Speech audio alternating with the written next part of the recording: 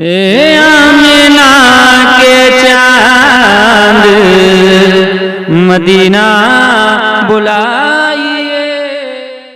یہ تقریب ہے. میں آپ کو بتا دوں کہ قرآن مجید میں اللہ نے حکم دیا فَانْكِحُوا مَا طَابَ لَكُم مِنَ النِّسَاءِ مَثْنَىٰ وَثُلَاثَ وَرُبَاع. تم شادی کرو عورتوں میں سے جو چاہو، دو دو، تین تین، چار چار. قرآن میں اللہ نے شادی کرنے کا حکم دو سے شروع فرمایا. یہ نہیں کہا کہ ایک ایک، دو دو، تین تین، چار چار. جب قرآن میں اللہ نے حکم دیا شادی کا تو دو سے ہی اللہ نے شروع فرمایا کہ تم عورتوں میں سے جسے تم پسند کرو، ایمان والی میں سے شادی کرو. مثنا، دو دو، تین تین، چار چار. دو سے اللہ نے شروع فرمایا. پہلے زمانے میں دیکھتے جتنے بزرگائیں دین ہیں اکثر و بیشتر اولیاء اللہ نے ایک سے زیادہ نکاح فرمایا.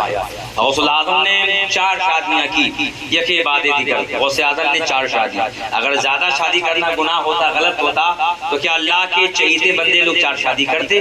اگر آج کے دور میں ہم یہ بیان کریں تو ہماری ماں اور بہنیں خفا ہو جائیں. یہ کیسا مولوی ہے جو ہمارے شوہروں کو سکھاتا ہے کہ زیادہ شادی کرو؟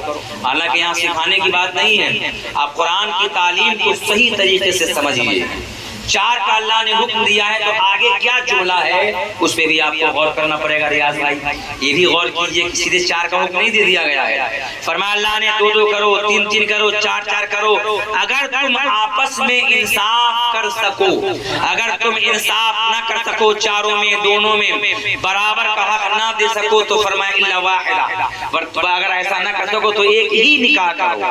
اب کتنا انصاف ہوگا آپ دیکھ لیجئے. آج کل کون کرتا ہے؟ یہ اللہ والے کر سکتے ہیں، غوث و خواجہ رضا ہی کر سکتے ہیں. کتنا انصاف ہونا چاہیے بیوی کے درمیان. مان لیجیے کسی کی 2 بیوی ہے تو کتنا انصاف ہونا چاہیے. شہر میں گیا، اس نے سیب لیا اور 2 ہی سیب کے پیسے تھے اور ایک دینا تھا بڑی بیوی کو ایک دوسری کو. تو حکم یہ ہے کہ ایک ایک نہیں دے. ہو سکتا ہے کہ ایک کھٹا ہو ایک میٹھا ہو سکتا ہے ایک بڑا ہو ایک تھوڑا چھوٹا ہو. بھائی وزن برابر تو ہو نہیں سکتا. تو شریعت کا حکم یہ ہے کہ دونوں سیب کو 20 سے آدھا آدھا کاٹ لیا جائے. آدھا اس میں سے آدھا اس میں سے ملا کر ایک حصہ اس بیوی کو ایک حصہ اس بیوی کو. کہیں ایسا نہ ہو جائے کہ ایک کا سیب میٹھا ہو اور ایک کا سیب پھیکا ہو تو اس میں ناانصافی ہوگی. اتنا انصاف کرنے والا کوئی بندہ ہوگا تبھی وہ ایک سے زیادہ نکاح کرے. غوث اعظم تو انصاف میں پیکر تھے. غریب نواز نے تو 60 سال کی عمر کے بعد پہلی شادی کیا، پھر رسول اللہ کا حکم دیا، رسول اللہ کا حکم ہوا تو دوسرا نکاح فرمایا. کیونکہ اولیاء اللہ انصاف کے پیکر ہیں اس لیے انہوں نے نکاح فرمایا. تو میں عرض کر رہا تھا آج مسلمان ایک سے زیادہ نکاح کو برا سمجھتا ہے، اس لیے زمانے میں رسوا ہو رہا ہے. قرآن کے حکم کو برا سمجھتا ہے. اللہ نے جو حکم دیا کیا اس میں کوئی خرابی ہوگی؟ اگر کسی میں طاقت ہے، انصاف کر سکتا ہے، دولت دے سکتا ہے، دونوں کو کھانا کھلا سکتا ہے، ایک سے زیادہ رکھ سکتا ہے، تو کیا قرآنی حکم میں کوئی کمی ہوگی؟ نہیں، اللہ نے حکم دیا ہے اس میں کوئی کمی نہیں ہے. تو آج مسلمان ایک سے زیادہ شادی کو برا سمجھتا ہے اس لیے زمانے میں رسوا ہو رہا ہے. ایک اللہ کے ولی نے یہ فرمایا کہ اے میرے مریدو، اے میرے خلیفہ، سن لو، جب میرا لنگر بٹے محلے میں تو ایسے لوگوں کے گھروں میں لنگر مت دینا جس کی ایک بیوی ہے، جس کی ایک سے زیادہ بیوی ہے انہی کو میرا لنگر دینا. ایک بیوی والے کو میرا لنگر ہرگز مت دینا. یہ اللہ کے ایک ولی کا فرمان ہے اور 1 گھنٹے کا بیان ہے اس پر. بو علی سینا کا نام سنے ہوں گے، بچے پڑھے ہوں گے، انہوں نے سائنس پڑھا ہوگا. بو علی سینا کا نام کون نہیں جانتا ہے؟ بو علی سینا نے تحقیق فرمایا ہے جس کی ایک بیوی ہوتی ہے جلدی بوڑھا ہو کے مر جاتا ہے. ہڈی پسلیاں پٹھے ان کے جلدی کمزور ہوتے ہیں جن کی ایک بیوی ہوتی ہے. کسی نے کہا ہے بو علی سینا حکیم نے فرمایا ہے. تو میرا عنوان تو یہ نہیں ہے، یہ جشن شادی خانہ آبادی ہے. تو میں یاد کر دوں اللہ کے کلام میں کوئی کمی نہیں ہے. ہمارے اندر کمی ہو سکتی ہے کہ ہم ان چیزوں کو نبھا نہ پائے، میرے اندر عدل نہ ہو، انصاف نہ ہو. لیکن جو شریعت میں ہے وہ بالکل صحیح ہے. پہلے زمانے کے صحابہ معزز تھے، مکرم تھے، زمانے میں اونچی شان والے تھے کیونکہ وہ قرآن پہ ہر حکم پہ عمل کرنے والے تھے. چاہے وہ جینے کا طریقہ ہو، اولاد کے حقوق ہو یا شادی کا معاملہ ہو، وہ قرآن اور نبی کی احادیث پہ عمل کرنے والے تھے. اس لیے زمانے میں سرخرو تھے، بلند تھے. دنیا کی قومیں ان کے سامنے زیر ہوتی تھی. میرے آقا کے دیوانوں، اللہ کے پیارے حبیب سرور کائنات کا ارشاد گرامی وقار ہے. میرے حضور نے فرمایا، یہ حدیث پاک بخاری شریف جلد نمبر 2 صفحہ نمبر 762 پر ہے، مشکاۃ شریف صفحہ 267 پر ہے. है, इब्ने माजा शरीफ सफ़ा 133 पर है, तिरमिजी शरीफ जिल्द नंबर 1 सफ़ा 128 पर है। हुजूर अलैहिस्सलाम फरमाते हैं, अन अबी हुरैरा क़ाला क़ाला रसूलुल्लाह सल्लल्लाहु अलैहि वसल्लम तुनकहुल मरअतु लिअरबईन लिमालिहा व लिहस्बिहा व लिजमालिहा व लिदीनिहा फज़कुर बिज़ाति दीन तरबत यदा। फरमाया हुजूर ने कि निकाह किया जाता है औरतों से 4 चीजों को देखकर, 4 चीजों की बुनियाद पर शादी की जाती है। नंबर 1 लिमाल, माल देखकर। आप देख लीजिए अपने गांव में, इलाके में, कहीं भी जाए, यूपी बिहार बंगाल कहीं भी देख लें, लड़का वाला ये देखता है कि जहाँ से बहू लाना है मालदार है कि नहीं है, अच्छा है कि नहीं है, स्वागत अच्छा करने वाला है कि नहीं है, मोटरसाइकिल नहीं, हमको तो कार चाहिए, हमको तो फला गाड़ी चाहिए, ऐसा है कि नहीं है। तो माल और दौलत देखकर बहू लाने का लोग इंतखाब करते हैं, दौलत देखकर। मैं आज के बारे में नहीं बोल रहा, मुझे नहीं मालूम कि हाजी इस्लाम साहब ने क्या देखकर शादी किया है। मुझे उम्मीद है कि अच्छा ही देखकर ही वो उन्होंने बहू लाने का फैसला किया होगा कि वो बहू अच्छी भी हो, पढ़ी लिखी भी हो, जैसा लड़का है उसके हिसाब पे हो, ये भी देखा जाता है। लेकिन हुजूर फरमाते हैं तुनकहुल मरअतु लिअरबईन, औरत से शादी 4 बातों की वजह से की जाती है। लिमालिहा, माल की वजह से, लिहस्बिहा, खानदान देखकर, आला नस्ल है कि नहीं है, नामचीन है कि नहीं है, चौधरी है कि नहीं है, गांव का सरपंच मुखिया है कि नहीं है, कुछ भी नाम वाला होना चाहिए। लिहस्बिहा, हसब नसब देखकर। और फरमाते हैं तीसरी चीज भले जमाल, हुस्न और खूबसूरती देखकर, जमाल देखकर। पहले देखने क्यों जाते हैं लोग कि देखें, पहले बहू को बैठाएंगे और जिनसे शादी होती वो भी साथ में जाता है, बहनें जाती हैं दूल्हा की, हुस्न देखा जाता है, खूबसूरत है कि नहीं है, कद अच्छा है कि नहीं है, चेहरा कैसा है, फला चलवा के दिखाते हैं, नंगरी तो नहीं है, पैर में कजी तो नहीं है। कभी कभी तो दूल्हा की बहनें तो सर से दुपट्टा हटा के बाल भी देखती हैं, बाल तो नहीं उड़ गया है, यीशु अच्छा मोटा मोटा है कि नहीं है, वगैरह वगैरह, ये सारी जांच पड़ताल होती है। तो मेरे नबी ने 1400 साल पहले फरमा दिया, जो होने वाला है, जो आज हो रहा है, वो हुजूर ने पहले फरमा दिया। 4 बातों की बुनियाद पर निकाह किया जाता है, माल देखकर, हसब नसब देखकर, खूबसूरती देखकर, और चौथी चीज वलिदीनिहा, दीनदारी देखकर। आज भी दुनिया में ऐसे बंदे हैं जो दीनदारी देखकर बहू लाते हैं, काली है गोरी है कोई मतलब नहीं है, दीनदार है ना, कुरान शरीफ पढ़ी है ना, 5 वक्त की नमाज पढ़ती है कि नहीं पढ़ती है, माँ बाप की खिदमत वो करती है कि माँ से मुंह चलाती है, बाप पे चिल्ला देती है, भाई के साथ कैसा सलूक है, बहनों के साथ कैसा मामला, ये देखा जाता है। हुस्न देखकर नहीं, माल देखकर नहीं, हसब देखकर नहीं, बल्कि लिदीनिहा, दीनदारी देखकर शादी की जाती है। और हुजूर ने कह दिया 4 चीजें देखकर शादी होती है, तो अपने दीवानों को हुजूर ने फरमाया तुम्हें क्या देखना है। इन 4 का मैंने बयान कर दिया, लेकिन तुम्हें क्या देखना है। फरमाया फज़कुर बिज़ाति दीन, ऐ मेरा गुलाम, जब तू शादी करना चाहे तो माल मत देखना, जमाल मत देखना, खानदान मत देखना, बल्कि फज़कुर बिज़ाति दीन, तुम दीनदारी देखकर शादी करना, तुम माशरा देखना कि कुरान पढ़ने वाली है कि नहीं है, दीनदार नमाजी है कि नहीं है। फज़कुर बिज़ाति दीन, तुम दीनदारी देखकर शादी करना, अल्लाह तुम्हें बरकत दे। हुजूर ने ऐसे लोगों को दुआ भी दी है। तो मौला हमें ये जज्बा अता फरमाए।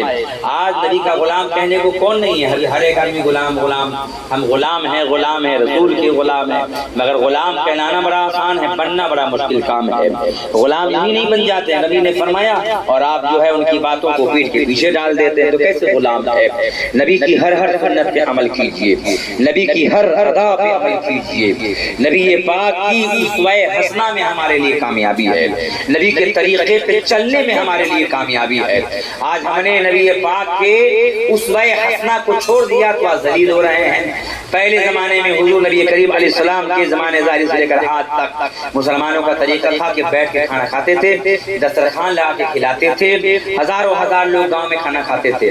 आज तो दावत कम लोगों की दी जाती है। हमने बचपन में देखा इतनी दावत होती थी कि 5-5 घंटा खाना खिलाना बंद नहीं होता था। पूरे गांव के गांव, आस पास के गांव के लोग भी, कहीं कहीं बड़े जमींदार की शादी में 5-5 हजार से 10,000 लोगों का खाना बनता था। उस वक्त भी लोग बाल्टी में تان لے کے گوشت لے کر اور لوگوں کو کھلا کر بیٹھا کے کھانا کھلایا جاتا تھا اور کوئی پریشانی نہیں ہوتی تھی. یہ نبی کا طریقہ ہے, نبی کے صحابہ کا طریقہ ہے, سچے مسلمانوں کا, غوث کا, خواجہ کا, بزرگوں کا طریقہ ہے. لیکن ہم نے اس طریقے کو چھوڑ دیا ہے. ہم نے بفر سسٹم کہ آپ کا ہاتھ ہے, آپ کا پیر ہے, چلیے اٹھائیے, برتن لیجیے, جو کھانا ہے لیجیے اور کھائیے, اور چلتے پھرتے کھاتے رہتے ہیں. یہ چل پھر کے کھانا انسانوں کا طریقہ نہیں ہے, یہ جانوروں کا طریقہ ہے. آپ جو ہرے بھرے کھیت میں ڈال دیجیے جانور کو, گائے کو, بیل کو, بھینس کو. ہم نے بکریاں چرائی ہے, گاؤں میں دیکھا ہے ہم نے. ایک جگہ کھڑے ہو کر نہ بیل کھاتا ہے, نہ گائے کھاتی ہے, نہ بھینس. کتنا بھی اچھا گھاس ہو, اس کی عادت ہے کہ وہ پورے کھیت میں چل چل کے کھانے کی عادت ہے. یہ چل کے کھانے کا طریقہ انسان کا نہیں ہے, یہ گدھا, بیل, ان کا جانوروں کا طریقہ ہے. تو ہم نے اپنے آپ کو جانوروں کی منزل میں اتار لیا ہے. لیکن دنیا کہتی ہے بڑا ترقی کر گیا ہے. ابھی بیٹھ کے کھاتے تھے, اب کھڑے ہو کے کھا رہے ہیں. بہت ترقی میں آ گیا. ترقی میں نہیں آ گئے بلکہ ذلت میں آ گئے. ترقی میں نہیں آ گئے بلکہ فارغی میں آ گئے. ترقی میں نہیں آ گئے بلکہ پستی میں آ گئے. نبی کے اسوہ کو چھوڑ کر کوئی ترقی نہیں کر سکتا. نبی کے طریقے کو اپنانے میں ہی ترقی ہے. نبی کے غلام, نبی بیٹھ کے کھاتے تھے. قیامت تک مسلمان بیٹھ کے کھائیں گے تو اسی میں کامیابی ہوگی. کھڑے ہو کر کھانے میں ترقی نہیں ہے. ترقی یافتہ لوگوں کا طریقہ نہیں ہے. لقد کان لکم فی رسول اللہ اسوۃ حسنہ. قرآن میں اللہ نے فرمایا اے لوگوں, تحقیق کے بے شک رسول کی زندگی تمہارے لیے نمونہ عمل ہے. جو حضور نے, میرے آقا نے کیا, اس میں ہی تمہارے لیے نمونہ عمل ہے. ان کے نقش قدم پر چلو, کامیاب رہوگے. اور آج اگر کامیابی نہیں نظر آ رہی ہے آپ کو, تو مرنے کے بعد کامیابی دکھے گی کہ ہم نے نبی کا طریقہ اپنایا. تو آج مر کر قبر میں آئے, گھر والوں نے, دوست نے من و من مٹی میں ڈال کے چھوڑ دیا, تو نبی کا طریقہ اپنایا تو قبر میں تنہا رہیں گے. تو وہ طریقہ آپ کو کامیابی عطا کرے گا, وہ طریقہ آپ کو خوشی دے گا, تنہا نہیں رہنے دے گا, گھبراہٹ نہیں ہونے دے گا. قبر میں انسیت ملے گی اور آپ کے اچھے کام آپ کو دل کو قبر میں بہلائیں گے. اے آقا کے دیوانوں, یہ شادی کی محفل ہے, تو ذرا چند باتیں بھی آپ ملاحظہ کر لیجئے. میرے آقا سرور کائنات نے ارشاد فرمایا, ایک حدیث پاک میں ہے کہ دیکھیے, ایک طرف کمارا نماز پڑھتا ہے اور ایک طرف مان لیجئے شادی شدہ نماز پڑھتا ہے. دونوں میں کتنا فرق ہے. حدیث پاک نزہۃ المجالس جلد نمبر 2 میں ہے. حضور فرماتے ہیں کہ شادی شدہ کی نماز بغیر نکاح والے کی نماز سے 40 حصہ زیادہ ہوتا ہے. یعنی ایک ہی نماز پڑھتا ہے کمارا اور وہی نماز پڑھے شادی شدہ, تو شادی شدہ کی نماز کمارے کی نماز کے مقابلے میں 40 گنا زیادہ ثواب ہوتا ہے. یعنی ایک ہی نماز دونوں پڑھتا ہے تو شادی شدہ کو 40 حصہ زیادہ ثواب ملتا ہے. اور دوسری حدیث اسی کتاب میں ہے کہ شادی شدہ کی ایک دن کی عبادت 1000 سال کی عبادت کے برابر ہے. اللہ اکبر. کیوں؟ آپ سوچ غور کریں گے تو معلوم چلے گا. حضور نے 1400 سال پہلے فرما دیا. اس لیے بچے اور بچیوں کی شادی وقت پہ کر دینی چاہیے. آج ایک فیشن ہو گیا ہے, لوگ کہتے ہیں بیٹا پیر پہ کھڑا ہی نہیں ہوا تو شادی کیسے کر دیں. تو ہمارا آپ کا بیٹا کب کھڑا ہوگا پیر پر؟ یہاں تک کہ کچھ بچے ایسے ہیں جو 50,000 کما رہے ہیں آفس میں, پھر بھی ان کا باپ کہتا ہے صحیح سے کھڑا نہیں ہوا ہے. پتہ نہیں کتنا لمبا کھڑا ہوگا کہ شادی ہوگی اس کی. یہ عالم ہے, بیٹا پیر پہ کھڑا ہو جائے. باپ کو کبھی سمجھتا ہی نہیں کہ میرا بیٹا پیر پہ کھڑا ہو گیا ہے.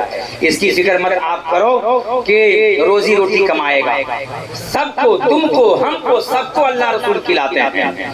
اللہ تعالیٰ چیٹیوں کو بھی سوراخ میں بھوکا نہیں رکھتا ہے, روزی پہنچاتا ہے. تو آپ روزی کی فکر کیوں کرتے ہیں؟ بلکہ معاملہ تو بالکل سیدھا ہے کہ جس گھر میں برکت نہیں تھی بہو آئی تو برکت ہو گئی. بیٹا نکما تھا, شادی ہو گئی تو کامیاب ہو گیا. بہو آنے سے تو زندگی میں انقلاب آ جاتا ہے. میرے آقا کے دیوانوں, وقت سے پہلے شادی کرو. اور شادی شدہ کی عبادت غیر شادی شدہ کی عبادت سے زیادہ افضل ہے. اب ایک حدیث میں آپ کو سناؤں, مشکات شریف صفحہ 268 کی حدیث پاک ہے. میرے آقا سرور کائنات فرماتے ہیں اذا تزوج العبد فقد استکمل نصف الدین فلیتق اللہ فی النصف الباقی. یہ جملہ عربی زبان میں حضور عربی بولتے تھے. آپ کا گاؤں, آپ کا شہر عربی ہے, میرے آقا نے فرمایا، حضور نے ارشاد فرمایا جب بندہ شادی کر لیتا ہے تو اس کا آدھا دین مکمل ہو جاتا ہے. سبحان اللہ. جب بندہ شادی کر لیتا ہے تو اس کا آدھا دین مکمل ہو جاتا ہے. فَلْيَتَّقِ اللَّهَ فِي النِّصْفِ الْبَاقِي. تو اب آدھے دین میں اللہ سے ڈرے. اب آدھے دین میں اللہ سے ڈرے. آدھا دین تو مکمل ہو گیا شادی کر لینے سے، اب آدھا دین بچا ہے، آدھے دین کا کام باقی ہے. اب اس میں اللہ سے ڈرے، اللہ کا خوف رکھے. اللہ اکبر. یہ تو عالم ہے. میرے آقا سرور کائنات نے فرمایا کہ شادی کر لینا آدھا دین کو مکمل کر لینا ہے. حضور نبی کریم علیہ الصلوۃ والتسلیم کی حدیث پاک اور سنیے. میرے آقا سرور کائنات ارشاد فرماتے ہیں، ابن ماجہ صفحہ 133 کی حدیث پاک ہے، فرمایا الدنیا کلھا متاع وخیر متاع الدنیا المرأۃ الصالحہ. ساری دنیا استعمال کی شے ہے، برتنے کا سامان ہے، اور دنیا کے سارے ساز و سامان میں سب سے بہتر نیک بیوی ہے. یعنی انسان کو جتنی خوشی سونا چاندی نہ دے سکے، دولت نہ دے سکے، مکان نہ دے سکے، شہرت ناموری نہ دے سکے، دنیا کے سارے ساز و سامان میں سب سے زیادہ بہتر انسان کے لیے نیک اور صالح بیوی ہوتی ہے. اللہ اکبر. حضور نے فرمایا ہے، یہ ہمارے آقا نے فرمایا ہے کہ دنیا کے سارے ساز و سامان میں سب سے زیادہ بہتر نیک بیوی ہے جو انسان کو خوشی دیتی ہے. انسان کہیں سے تھکا آئے اور کام میں وہ فیل ہو کر آئے، کوئی کام نہیں بنا، تھک کر شام میں آیا اور بیوی مسکرا کے اگر بات کر لے، پانی پیش کر دے تو وہ دنیا کے سارے غم کو بھول جاتا ہے. اللہ تعالیٰ ایسے ہی ہر شخص کو نیک بیوی اور صالح بیوی عطا فرمائے. اچھا دیکھیے، بہت ساری لڑکیاں تو اچھی ہوتی ہیں ماں باپ کے ہاں، اب بہو بن کر آتی ہیں تو ان کا ڈرامہ چالو ہو جاتا ہے. وہ ساس کو نچاتی ہیں، سسر کو گھماتی ہیں، بڑا پریشان کرتی ہیں. کیوں؟ اس لیے کہ ہم شادی میں رسول اللہ کے طریقوں کو نہیں اپنایا تو اسی کا خمیازہ آپ کو بھگتنا پڑتا ہے. شادی میں بجائے باجے بجائے آپ نے خوب ڈانس ہوا تو ساری زندگی آپ کو ڈانس کروائے گی وہ، اس لیے کہ آپ نے بہو لانے کے پہلے ڈانس کیا اور کروایا. بڈھے بڈھیاں ساس سسر بھی ناچتے ہیں کہیں کہیں. یہ بھی دیکھا، بڑے افسوس کی بات ہے کہ انسان رسول اللہ کے طریقے کو چھوڑ کر وہ شیطانوں کے طریقوں کو اپنا لیا ہے. جب شیطانوں کے طریقہ کو کوئی اپنائے گا تو ایسی شادی میں برکت کہاں سے آئے گی؟ رسول اللہ کے طریقے کو اپنانے میں ہی برکتیں ہیں، اللہ کی رحمتیں ہیں. ہر حال میں عورتوں کو منع کیجیے. عورتوں کی عادت ہے، گاؤں میں ہمارے گھر میں شادی ہوئی، ہمارے بہنوں کی ہوئی اور میری شادی کے پہلے بھی میری بہنوں کی ہوئی. میں پڑھتا تھا تو عورتوں کو منع کیا کہ نہیں، گانا نہیں ہوگا. اپٹن لگایا جاتا ہے، رواج ہے. اپٹن لگانا کوئی غلط تھوڑے ہے. اور لڑکیوں کو اپٹن بھی لگائیں، مہندی بھی لگائیں. لڑکوں کو اپٹن لگا سکتے ہیں، مہندی لگانا جائز نہیں ہے. مہندی لگانا یہ عورتوں کے لیے، یہ حرام ہے مردوں کے لیے. اپٹن ہلدی ہی مردوں کو لگا سکتے ہیں. اور جو اس میں رواج ہے کہ ان کی گھر کی بڑی بہویں یعنی جو لڑکا ہوتا ہے ان کی بھابیاں لگاتی ہیں اپٹن، یہ غلط ہے. یہ غیر محرم ہے. غیر محرم کا ہاتھ لگانا غیر محرم کو حرام ہے. اپٹن لگائیں تو اتنی جگہ پہ جہاں ان کی سگی بہن ہاتھ رکھ سکتی ہے وہاں چاہے تو بہن لگا دے. چہرے پہ سگی بہن لگا سکتی ہے، گردن پہ لگا سکتی ہے، ہاتھ میں کہنی تک لگا سکتی ہے، گھٹنا کے نیچے یہاں تک، گھٹنا کے اوپر حرام ہے. سگی بہن بھی اگر لگائے یہاں ہلدی تو حرام ہے. ماں بھی لگائے گھٹنا کے اوپر تو یہ حرام ہے. گھٹنا کے نیچے ماں بہن جو کہ محرمات میں سے ہیں یہ لگائیں تو جائز ہے. اور آگے لگانا ہو تو خود سے لگا لے گھٹنا کے اوپر. ویسے لگانے کی اتنی سخت ضرورت نہیں ہے، رسم ہے اور یہ بہت سارے بزرگوں کا طریقہ بھی ہے. تو جو جائز ہے وہی طریقہ اپنائیں. سالیاں نہیں لگا سکتی، گھر کی بہویں جو کہ دولہے کی بھابیاں ہیں وہ نہیں لگا سکتی. ماں بہن بھی لگائیں تو اتنے حصے پہ جہاں پہ لگانا جائز ہے، چہرے پہ، ہاتھ پہ اور گھٹنے کے نیچے پیر پہ اتنا ہی لگا سکتی ہیں.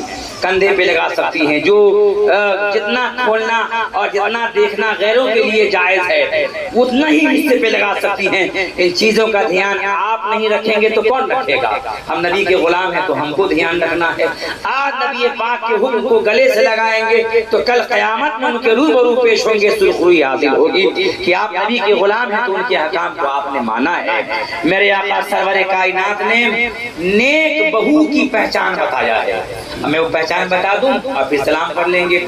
ऐसा नहीं कि हम 5-7 साल के बाद तकरीर करने आए हैं तो बहुत सारी तकरीर आपको सुना दें। अब मैं तकरीर जो है बहुत करता हूँ अल्हम्दुलिल्लाह। अब इमामत नहीं है, इमामत मुझसे हो भी नहीं पाती है। अगर हमसे इमामत हो पाती तो मैं इमामत नहीं छोड़ता। इमामत के लिए कम से कम महीने 20 दिन रुकना ज़रूरी है, और मैं 20 दिन बाहर रहता हूँ तो इमामत कैसी होगी? ये लोग शोर मचाते हैं। मैंने 2 साल बगैर तनख्वाह लिए भी इमामत किया कंजुल ईमान में। मैं तनख्वाह नहीं लूँगा, जब रहूँगा जुमा पढ़ा दूँगा। तो उसमें भी लोग जो है अंदर अंदर बुराई करते थे कि यार ये मस्जिद छोटा क्यों नहीं है, पकड़ के क्यों है, कुछ तो अंदर से फ़ायदा होगा। अब तनख्वाह ना लो फिर भी लोग चैन से नहीं जीने देते।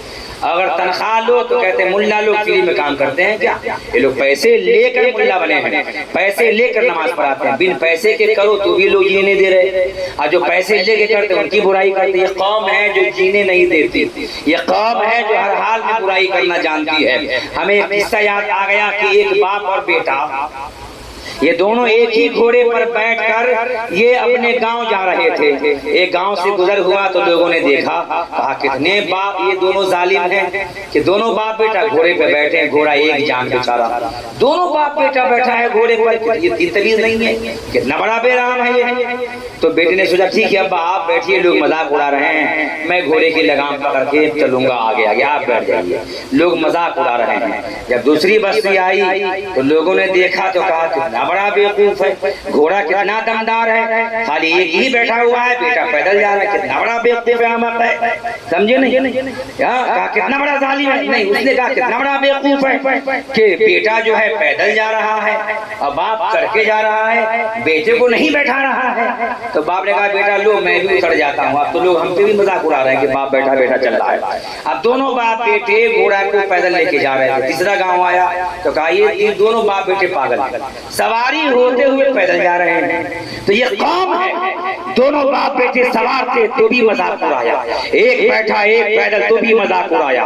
दोनों उतर गए घोड़े को पैदल लेकर जा रहे हैं बगैर सवार हुए, तब भी लोग जो है चुटकियां ले रहे हैं, तंज कर रहे हैं। ये कौम है, बोलने की आदत है, तंज करने की आदत है। तो हमें भी काम करने की आदत है, हमें भी अल्लाह अल्लाह के रसूल के अहकाम पे अमल करने कराने की आदत है। चाहे दुनिया बुरा मान जाए या अच्छा माने, हमारा काम है बता देना, बताने का सवाब मिल जाता है। हम में से कोई एक भी अमल कर लेगा तो उसका फायदा उनको तो मिलेगा ही, उनको भरपूर मिलेगा, जरा बराबर कम नहीं होगा। और उनके अमल करने से हमको भी अल्लाह ताला अजर अता फरमाएगा। जब मैं एक शादी में अपने फूफा अपने जो है चचा ससुर के बेटे की शादी में मैं शामिल हुआ तो बारात में बैंड बाजे बज रहे थे। मैं बहुत चिढ़ गया, मैं दूर दूर सफर कर रहा था। जब स्टेज पे मैं पहुंचा लोगों ने कहा तारीख कर दीजिए, निकाह के वक्त में देरी है, अभी निकाह पड़ी हो रही है। मैंने मना किया मत कराओ, लेकिन जिद किए तो मैंने माइक ले लिया और मैं ऐसा पकड़ा कि मैंने धो डाला। दूल्हा दूल्हे वाले को, पूरे खानदान को जितना डांस हुआ, जो खुराफात किए मैंने धो डाला। ऐसी मरम्मत की कि सबके सर झुक गए, सब बोलने को तैयार नहीं, मुंह में जबान नहीं। किसी ने कहा इन्होंने अपने ससुर को ही बेइज्जत कर दिया। मैंने कहा शरीयत ये नहीं देखती है कि बेइज्जत कौन हो रहा है।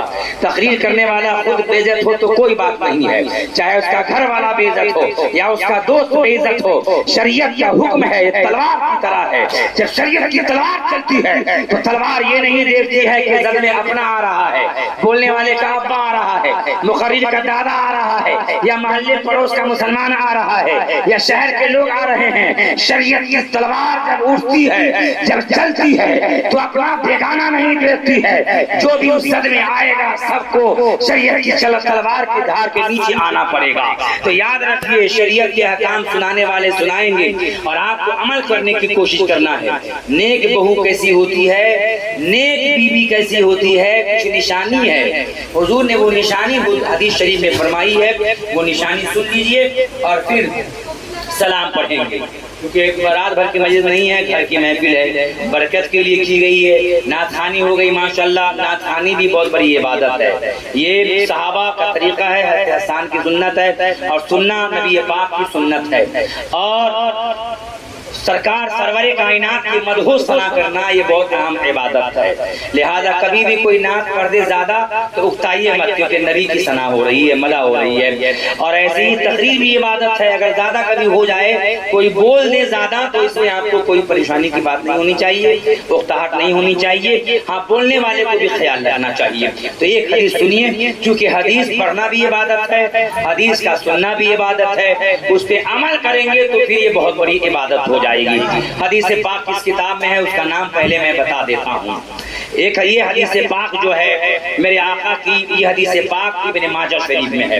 یہی حدیث پاک جو ہے مشکاۃ شریف صفحہ 368 پر ہے، یہی حدیث 268 پر ہے. یہی حدیث پاک جو ہے ترمذی شریف جلد نمبر 1 صفحہ 128 پر ہے. فرمایا حضور نے اربع من سنن المرسلین، 4 چیزیں نبیوں کی رسولوں کی سنتوں میں سے ہے. جو میں سنانے جا رہا ہوں اس کے پہلے میں یہ حدیث یاد آ گئی اچانک، زبان پہ آگے تو بتا دے رہا ہوں. فرمایا 4 چیزیں سارے نبیوں اور رسولوں کی سنت ہے چند کو چھوڑ کر. حضرت یحییٰ حضرت عیسیٰ نے شادی نہیں کی، لیکن سارے نبیوں کا طریقہ ہے یہ رسول.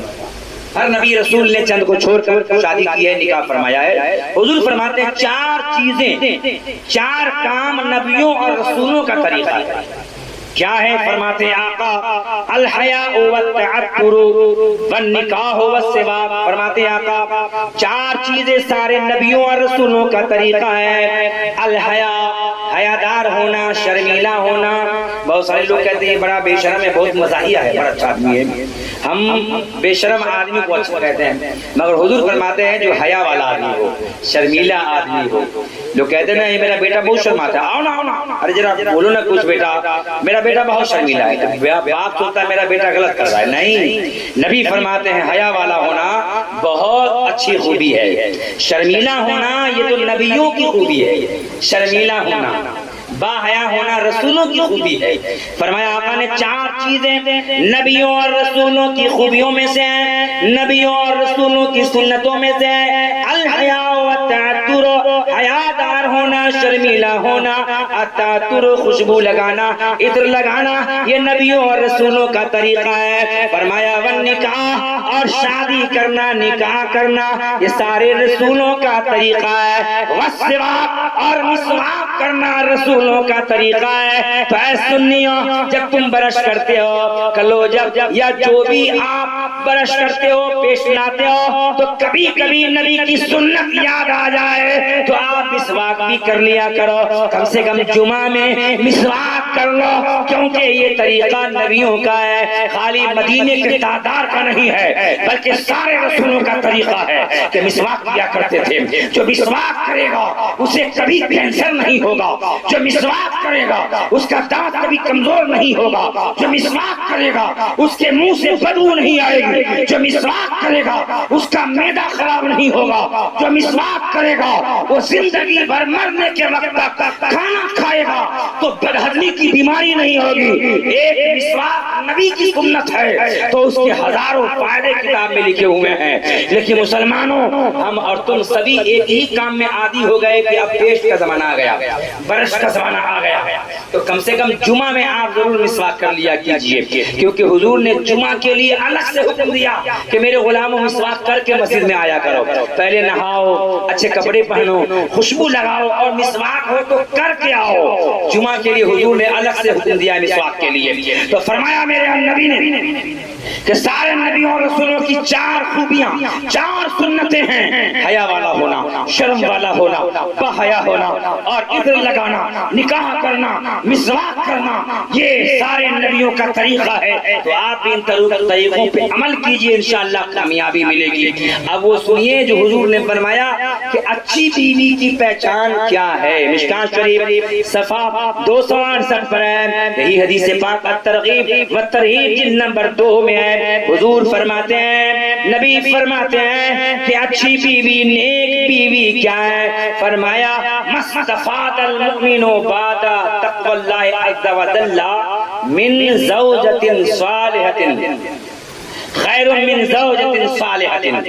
فرمایا اللہ کے تقوی کے بعد اللہ کا تقویٰ کہ کوئی نماز پڑھے، روزہ رکھے، غریبوں کو کھلائے پلائے اور شبہ والی چیز سے بچے. حرام سے بچنا ضروری ہے. جس بارے میں شک ہو جائے کہ یہ حرام ہے کہ حلال، اس سے بھی بچے. یہ تقویٰ ہے. حلال اور حرام ہونے کا شک ہو جائے تو. لیکن آج لوگ حرام سے ہی نہیں بچ رہے، جس میں شک ہوگا اس کو تو کھا ہی رہے، لے ہی رہے لوگ نا. حضرت بشر حافی بہت بڑے اللہ کے ولی ہیں جو بغداد شریف گئے، حاجی صاحب وغیرہ جا چکے ماشاءاللہ. وہاں امام اعظم کے مزار قریب میں بشر حافی کا مزار ہے. ان کی امی بار بار کہتی بیٹا اچھا کھایا کرو، بیٹا بھوکے کیوں رہتے ہو، چٹنی کیوں کھاتے ہو، جو کی روٹی زیتون کیوں کھاتے ہو، کبھی اچھا کھانا کھا لو. تو ایک بار ان کی ماں نے دیسی مرغا بنایا، کہا بیٹا آج بھر پیٹ کھانا کھا لے میرے لال. بشر حافی نے کہا امی کیا بنا ہے؟ کہا بیٹا اپنا مرغا میں نے آج ذبح کر دیا ہے تیرے لیے کہ تو بھوکا ہے، دبلا پتلا ہو گیا، کمزور ہو گیا، آج بیٹا بھر پیٹ تو کھا لے. تو کہا امی میں مرغا نہیں کھاؤں گا. کہا کیوں؟ کہا اپنا مرغا ایک دن پڑوسی کی چھت پہ دانا چگ رہا تھا، دوسرے کی چھت پہ دانا ان کا ہی نہ ہوگا، تو میں ایسا مرغا نہیں کھاؤں گا جو دوسرے کی چھت پہ دانا چگ کے آیا ہوا ہے، کھا کے آیا ہوا ہے. اللہ اکبر. جبکہ شریعت میں حکم جائز ہے، اگر مرغی باہر سے کھا کے آ جائے کسی کا دانا تو حرام نہیں ہے، حرام نہیں ہے، جائز ہے. فتویٰ یہی ہے، مگر فتویٰ سے زیادہ تقویٰ آگے ہے. جو اللہ کے ولی اپنا کے ولی بنتے ہیں، آج تو ہم فتوے پہ عمل نہیں کر پاتے مولانا ہو کر، تو تقویٰ پہ عمل کیسے ہوگا؟ وہ ولی ہیں جو فتویٰ کے بعد جو حکم ہوتا ہے اس تقوی کے حامل ہیں. بشر حافی نے وہ نہیں کھایا. اللہ کے ایسے ایسے ولی ہیں دنیا میں، اس کی ہزاروں مثالیں ہیں جو آپ کو ہم بتا سکتے ہیں مگر وقت زیادہ ہو گیا ہے. لیکن سنیے نبی کیا فرماتے ہیں، اللہ کے تقوی کے بعد مستفاد المومن، مومن کوئی فائدہ حاصل نہیں کیا جو اللہ کے تقوی کے بعد نیک بیوی سے زیادہ بہتر ہو. نیک بیوی سے زیادہ بہتر تقوی کے بعد کوئی چیز نہیں ہے. اللہ اکبر. حضور فرماتے ہیں کوئی چیز تقوی کے بعد، تقوی کے بعد حضور نے کہا بعد تقوی اللہ، نہیں تقوی اللہ کے تقوی کے بعد، تقوی کے بعد کوئی چیز نیک بیوی سے بہتر ہے ہی نہیں. یہ نبی نے فرمایا ہے نیک بیوی سے بہتر اللہ کے تقوی کے بعد کوئی چیز نہیں ہے. اور آگے فرماتے نیک بیوی ہوتی کیا ہے، حضور نے خود بیان فرما دیا. فرماتے ہیں نیک بیوی کیا ہے، ان امرها اطاعته، ان نظر الیها سرته، وان غاب عنها، وَإِنْ أَقْسَمَ عَلَيْهَا أَبَرَّتُهُ، وَإِنْ غَابَ عَنْهَا نَصَحَتْهُ فِي نَفْسِهَا وَمَالِهِ، أو كما قال النبي صلی اللہ تعالی علیہ وسلم. ہے بیٹا دیکھو بات مت کرو، اس سے ڈسٹرب ہوتا ہے. میں تم کو نہیں ٹوکا ہوں اس وقت سے، کوئی سامنے بات کرے تو ڈسٹرب ہونا. آخری بات ہے اور بہت قاعدے کی بات ہے. ہماری ماں اور بہنیں بھی سنیں گی، زندگی میں عمل کریں گی تو ان کو ثواب تو بھرپور ملے گا. اگر ایک ہی میری کسی ماں اور بہن نے عمل کر لیا تو ہمیں بھی کچھ حصہ نیکیوں کا اللہ کی طرف سے الگ سے عطا ہو جائے گا. یہی امید لگی ہوتی ہے. اور کوئی عمل نہیں بھی کرے تو ہمارا کام، ہماری ذمہ داری بیان کرنا ہے. آقا علیہ السلام نے فرمایا کہ نیک بیوی سے بہتر اللہ کے تقوی کے بعد کوئی چیز ہے ہی نہیں. اب نیک بیوی کیسی ہوتی ہے؟ حضور فرماتے ہیں نیک بیوی یہ ہے کہ ان امرها اطاعتها، نیک بیوی وہ ہے اگر اسے کوئی شوہر حکم دے تو فوراً اسے کر دے. شوہر کہے پانی لا تو دوڑ جائے پانی لے کر آ جائے. شوہر کہے فلاں فلاں سامان میری ماں کو پہنچا دے، میری بہنوں کو دے دے، تو ذرہ برابر دل میں یہ نہ ہو، کیونکہ نندوں کے لیے ہر کوئی دل میں محبت نہیں رکھتی ہے. اپنی ماں کے لیے، اپنی بہنوں کے لیے، مائکہ کے لیے بڑی محبت ہوتی ہے، مگر شوہر کی بہنوں کے لیے ہر ایک کے دل میں محبت نہیں ہوتی. اپنی ماں کی محبت ہوتی ہے لیکن شوہر کی ماں اور ان کے باپ کی محبت دل میں نہیں ہوتی، وہ چڑھتی رہتی ہیں. شوہر اگر اپنے ماں باپ کو پیسے دے تو کوہتی رہتی ہے، جل جل کے بھونتی رہتی ہیں. ایسی عورت نیک بیوی نہیں ہو سکتی. نبی فرماتے ہیں نیک بیوی وہ ہے ان امرها اطاعت ہو، شوہر جو بھی حکم دے فوری مان لے تو وہ نیک بیوی ہے. کسی بات کا انکار نہ کرے، جو شریعت کے مطابق ہے، جو جائز کام ہے شوہر کہے تو کر دے، وہ نیک بیوی ہے. اور دوسری پہچان ہے نبی فرماتے ہیں ان نظر الیہا سرتو، اگر شوہر بیوی کے چہرے کی طرف دیکھے تو خوشی دے دے، بیوی خوشیاں عطا کر دے، خوشی نچھاور کر دے، مسکرا دے۔ یہ نہ ہو کہ ابھی ابھی باپ سے مل کے آیا ہے منہ بنا کے بیٹھ جائے، اماں کے پاس 10 کلو آم لے کر گئے تھے منہ بنا کے بیٹھ جائے۔ نہیں، یہ نیک بیوی نہیں ہو سکتی۔ نیک بیوی کی پہچان نبی نے فرما دیا ہے، شوہر چہرہ دیکھ لے، کتنی ہی غمگین کیوں نہ ہو، دیکھ کر مسکرا دے، چہرے پہ بشاشیت ہو، حشاشیت ہو۔ نبی فرماتے ہیں نیک بیوی کی یہ بھی پہچان ہے، شوہر منہ دیکھ لے تو مسکرا دے، خوشی دے دے اپنے شوہر کو۔ اور تیسری پہچان نبی فرماتے ہیں، میرے آقا ارشاد فرماتے ہیں، اور تیسری پہچان یہ ہے اگر شوہر کہیں چلا جائے دورے پہ 2 ہفتے کے لیے، کہیں 3 ہفتے کے لیے، تو نیک بیوی کی پہچان یہ ہے، نبی فرماتے ہیں، اس سے پہلے تیسرا نمبر یہ ہے، نبی فرماتے ہیں نیک بیوی کی پہچان یہ ہے، شوہر اگر قسم کھا لے کسی بات پر تو بیوی مدد کرے اس قسم میں۔ اگر شوہر قسم کھا لے کہ اللہ کی قسم تو 1 سال اپنے میکہ نہیں جائے گی، تو شوہر یہ ہے کہ اس کی قسم پوری کرے کہ 1 سال کی بات ہے نا، چلو ہم نہیں جائیں گے۔ یہ ہے نیک بیوی کی علامت۔ لیکن آج اگر کہہ دے کہ تو کل نہیں جائے گی تو بولتی کل کیا میں ابھی جاتی، بتا روک کر کے۔